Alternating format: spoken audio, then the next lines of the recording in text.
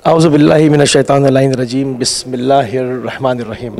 जी नाज़रीन, इस वक्त अरबईन की ख़ुसूसी ट्रांसमिशन का सिलसिला आपकी खिदमत में जारी व सारी है और इस वक्त हम एक बहुत ही एक्सक्लूसिव किस्म की फुटेज के साथ, एक इंटरव्यू के साथ आपकी खिदमत में हाज़िर हैं। हमारे साथ मौजूद हैं सैयदा सारा बतूल और इनके साथ एक मौजज़ा रुनुमा हुआ कोविड के ज़माने में, जिस वक्त शदीद अलील थी और इनकी क्लिनिकल डेथ डॉक्टरों ने जो है वो फाइनल हतमी कर दी थी।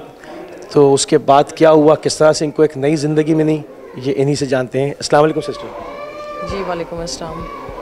सिस्टर, हमारे नाज़रीन जानना चाहते हैं कि किस तरह से जो है वो आपको मौला अमीरुल मोमिनीन ने एक नई ज़िंदगी बख्शी, वो सारा माजरा क्या था हमारे नाज़रीन के लिए, अगर आप बयान फरमा दें।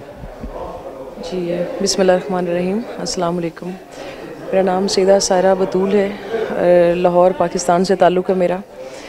पिछले साल जी रमज़ान में, एक तो ये रमज़ान गुज़रा, इससे पिछला रमज़ान 2021 में उससे मुझे कोविड हुआ था और कोरोना के दिनों में कोविड मेरा नेगेटिव हो गया था तकरीबन 10 से 12 दिन के बाद। उसके बाद मुझे घर में शिफ्ट कर दिया गया। डॉक्टर्स ने वैसे बोला कि इसके थोड़े से टेस्ट वगैरह करवा लें, अपने किसी फिजिशियन को चेक करवाइएगा कि इनका डी डाइमर जो है ना थोड़ा सा हाई आ रहा है। अच्छा, मैं जब घर गई तो घर जाने के अगले दिन बाद ही मेरी पूरी लेफ़्ट साइड पे पेन, जॉ लाइन में पेन स्टार्ट हो गई। तो हमारा वहाँ पे मकामी हॉस्पिटल है, नेशनल हॉस्पिटल DHA में, उस हॉस्पिटल में हम लोग गए लेके मुझे। तो डॉक्टर्स ने कहा जी इससे काफ़ी सीवियर जो है ना कार्डियक अरेस्ट हुआ है और इसको एंजियोग्राफी वगैरह भी करनी पड़ेगी। अच्छा, उन्हीं टेस्टों के दौरान जब मेरा वो एंजियो के लिए मुझे ले जाने लगे थे तो मेरे कुछ ब्लड के टेस्ट ठीक नहीं आए, जिसमें मेरा खास तौर पे क्रेटिनिन लेवल जो था वो काफ़ी हाई आया। तो डॉक्टर्स ने कहा जी हम वेट करते हैं, पहले इसकी किडनीज़ को ट्रीट करेंगे, उसके बाद फिर हम इसका हार्ट का कुछ कर सकते हैं। अच्छा, उसी दौरान क्रेटिनिन लेवल जो है वो कंट्रोल नहीं हो रहा था, कॉम्प्लिकेशंस बढ़ती गई। तो मेरा फिर डायलिसिस पे मैं शिफ्ट हो गई, मेरे डायलिसिस वगैरह स्टार्ट हो गए हुए थे। अब उन डायलिसिस के दौरान वो चीज़ें ग्रेजुअली जो है ना ख़राब होना शुरू हो गई, मतलब बेहतरी की बजाय मैं और मज़ीद डाउन होना स्टार्ट हो गई। तकरीबन ये 1.5 महीने का टाइम गुजरा, 1.5 महीने वो ICU में रही मैं हॉस्पिटल में, और एंड पे ये था कि मैं फिर वेंटिलेटर पे शिफ्ट हो गई। जब वेंटिलेटर पे गई तो वहीं पे डॉक्टर्स ने जो मेरा किडनी का और हार्ट का कर रहे थे, तो उन्होंने फिर मेरे घर वालों को, रिश्तेदारों को बताया कि जी क्लिनिकली इसकी डेथ हो चुकी हुई है, क्योंकि इसके ऑलमोस्ट मल्टी ऑर्गन फेलियर है इनका। तो बस आप लोग परमिशन दें ताकि हम इसका ये जो है ना वेंटिलेटर रिमूव कर सकें। अब वेंटिलेटर रिमूव करवाने के लिए ये मेरे ख्याल में परमिशन वगैरह ले रहे होंगे घर वालों से या जो भी था। इवन मेरे पीछे गांव में फ़ोन कर दिया गया था कि डॉक्टर्स कह रहे हैं इसको ज़्यादा देर रखना नहीं है, इसे फौरी आप जैसे भी होगा दफन कीजिएगा, कि उसकी बॉडी की हालत नहीं है। मेरी पूरी बॉडी में पानी पड़ गया हुआ था। अब उसके दौरान फिर इन्होंने मुझे जब पीछे गाँव फ़ोन कर दिया जिसकी कब्र वगैरह भी तैयार कर दें और हम लोग इसे लेके बस आ रहे हैं, तो वो जो ICU वाला रूम था वहाँ मेरा भाई खड़ा हुआ था, डॉक्टर्स थे, नर्सेज वगैरह थी जब मेरा वेंटिलेटर रिमूव करने लगे। अब उसी दौरान मैंने नींद में देखा है, ख्वाब में देखा है, मरे हुए देखा है, ये मुझे नहीं पता, लेकिन इतना मुझे याद है कि एक नूर का हाला था, एक दायरा था। जब आप कोमे में चली गई उसके बाद आपने? जी, ये कोमे के बाद जिस वक्त मेरा वेंट रिमूव करने लगे थे, अब उस वक्त मैंने देखा है कि एक नूर का हाला है जो मेरे ऊपर ऐसे दायरे की सूरत में ना घूम रहा है, और उस नूर के उस तरफ मेरा छोटा भाई सैयद शान हैदर, उनकी डेथ हो गई हुई है कुछ अर्सा पहले, 4 साल पहले, वो खड़ा हुआ है। और उसका भी मुझे ना वो रोशनी इतनी तेज़ है कि मुझे वो प्रॉपर सही नज़र नहीं आ रहा, बस महसूस हो रहा है कि जी अच्छा उस तरफ शान ही खड़ा है। तो मुझे कहता है कि अरबी में उसने मुझे बोला कि कुम बेइज़्निल्लाह बिहक़्क़े अमीरुल मोमिनीन। फिर दोबारा बोलता है कुम बेइज़्निल्लाह बिहक़्क़े अमीरुल मोमिनीन, और मैं हैरान होकर देख रही हूँ कि ये सब क्या हो रहा है। इसी दौरान वो मुझे कहता है कि तुम उठ के बैठ जाओ, तुम्हें पता नहीं है कि मौलाए कायनात तशरीफ़ लेके आए हैं, मौलाए कायनात तशरीफ़ लेके आए हैं और उन्होंने तुम्हें ज़िंदगी बख्शी है और उठ के बैठ जाओ। अब बजाय इसके कि मैं इसकी उस बात का जवाब देती, मैं मौला की तरफ मुखातिब होकर कहती हूँ, मैं कहती हूँ मौला कि मैं तो आपके सामने मरी हुई हूँ, मैं किस तरह से मैं उठ के बैठ सकती हूँ। तो इसमें इतनी देर में जब मैं वो नूर के साथ बातें कर रही है, यही मैंने बोला कि जी मैं कैसे उठ के बैठ सकती हूँ। तो एक वो लहजा जो सुना हुआ था शुरू से कि मौला कायनात का लहजा, जैसे कि बिजली की कड़क का में मौला कायनात का लहजा है, इसी तरह से एक वो सख्त सी आवाज़ आई है कि तीसरी आवाज़ मेरे भाई की आवाज़ नहीं थी, वो बिल्कुल मुख्तलिफ, और वो मुझे यकीन है कि मौला कायनात की आवाज़ थी। उस वक्त उन्होंने कहा कि कुम बिज़निल्ला बेहक़ अमीरुल मोमिनीन। जब ये तीसरी दफ़ा मौला ने ये वाला जुमला मैंने सुना है, और उसी लम्हे मैं उठ के बैठ गई हूँ।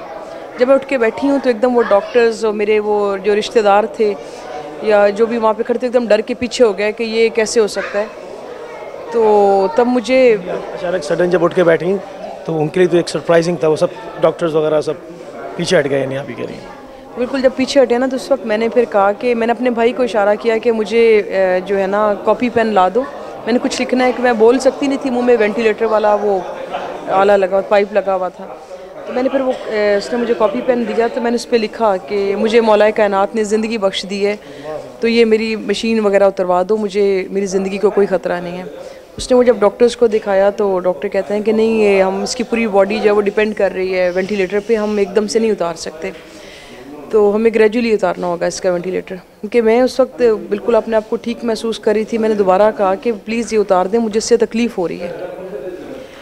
अब वो साथ जो दूसरे डॉक्टर खड़े हुए थे, डॉक्टर ज़की नाम है उनका, जो मेरा किडनीज़ का कर रहे थे, तो उन्होंने बोला कि ना इसकी सारी रीडिंग्स नॉर्मल आ रही हैं, मेरे ख्याल में इसकी जो ये सारी पाइप्स वगैरह उतार देनी चाहिए।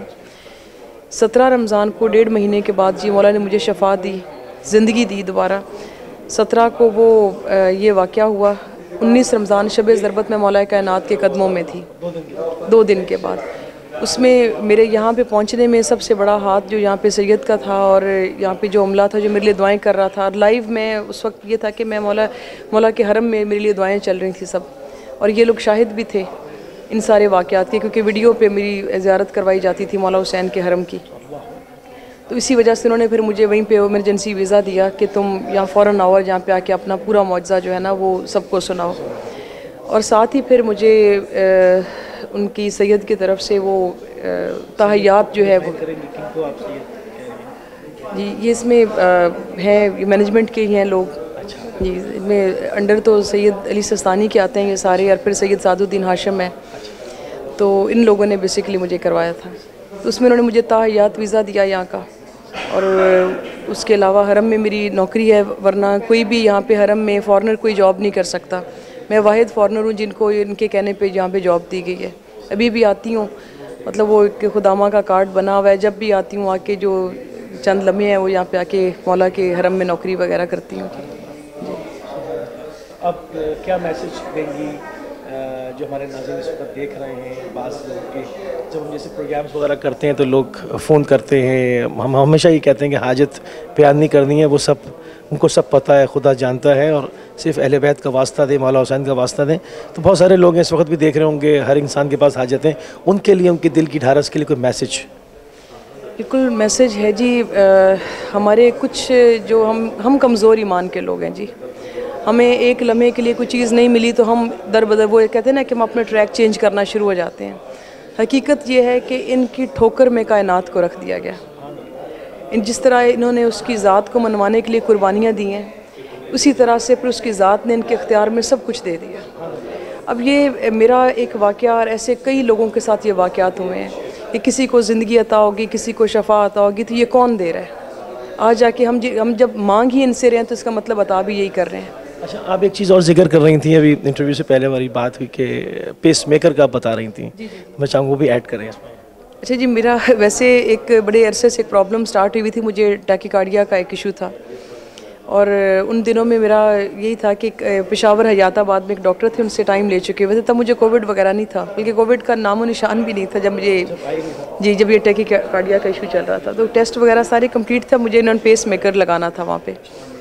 तो अल्हम्दुलिल्लाह ये जब मौला ने जब ये ज़िंदगी दी तो इतनी बेऐब दी कि वो भी मेरा मसला, मुझे बड़े अरसे बाद मैंने रियलाइज़ किया कि मुझे कोई टैकीकार्डिया का इशू नहीं हो रहा, और वो तो मसला ही ख़त्म हो गया हुआ है। और आज तक खुदा का शुक्र है कि मुझे कोई सिंगल मेडिसिन भी नहीं लेनी पड़ती। और अब यहाँ पे जब भी वहाँ पे दिल घबराता है और वो याद आती है उनकी अता, तो उसी वक्त फिर आती हूँ, क्योंकि वीज़े का मसला मौला ने रखा नहीं है मेरा, वो मल्टीपल वीज़ा है और हमेशा के लिए एंट्री दे दी हुई है। तो बस वहाँ से जो है उन्हीं की वो सदका खैरात मिल रहा है और लेके यहाँ पे पहुँच जाती हूँ जी। बहुत शुक्रगुजार हैं हम, इंतहाई ममनून हैं, आपने अपना कीमती टाइम हमको दिया, बहुत शुक्रिया आपका। थैंक यू वेरी मच जी। जी नाज़रीन, आपने देखा और हमारी सिस्टर की गुफ्तगू आपने समाअत फरमाई कि अहले बैत अलैहिस्सलाम के इख्तियारात परवरदिगार ने जो उनको विलायत तकमीली से नवाजा है, उसमें जो तसर्रुफ़ है वो किस तरह वो जब चाहते हैं अपने चाहने वालों को, अपने मानने वालों को और किसी भी मुसीबत के हामिल शख्स को जब चाहते हैं सेकंडों के अंदर उसकी पूरी हयात को तब्दील कर देते हैं। हमारा एक छोटा सा ये एक इंटरव्यू था, मगर मेरे ख़्याल में ये एक पुरनूर और बहुत ही ईमान अफरोज़ गुफ्तगू जो हमारी बहन के साथ हुई, जब ये तमाम तरफ नशर होगा इंशाअल्लाह, जो आप देखेंगे इसको, तो उससे एक ईमान में एक ताकत, एक कवीपन जो है वो इंशाअल्लाह ज़रूर जो है वो आप महसूस करेंगे। इस वक्त हम करबला अल-मुक़द्दसा में मौजूद हैं और इंशाअल्लाह जल्द अगली मंजिल पे आपसे मुलाकात होगी। अस्सलामु अलैकुम व रहमतुल्लाह।